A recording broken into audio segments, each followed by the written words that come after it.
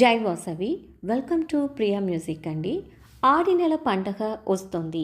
అందరికీ ఏమేమి చేయవలా, ఏమేమి ఎత్తి పెట్టవలా అనే డౌట్స్ చాలా వస్తుందండి. దాన్ని క్లియర్ చేసే విధంగా నేను ఇక్కడ పండగ పూజలు చేసేటప్పుడు ఏమేమి సామాన్లు కావాలా అని, పూజ చేసేటప్పుడు తెలుసుకోవలసిన సమాచారాలన్నీ ఇక్కడ చెప్తున్నానండి.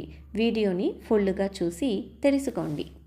పూజ చేసేటప్పుడు ఏమేమి సామాన్లు మీరు సేకరించి పెట్టుకోవాలా అని నేను ఇక్కడ చెప్తున్నాను.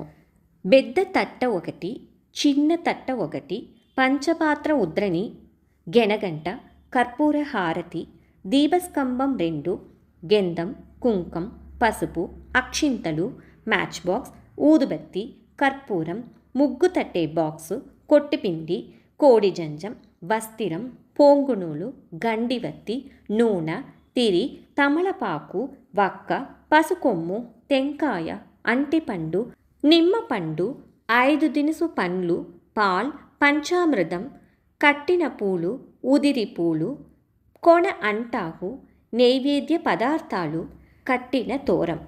ఏ పూజ చేసేటప్పుడు నిత్య పూజ చేసిన వెనకనే పండగ పూజ చెయ్యవలను. తులసి నైవేద్యానికి ముఖ్యం. అర్ఘ్యం విడిచేదానికి నిమ్మపండు కొల్ల మంచిది.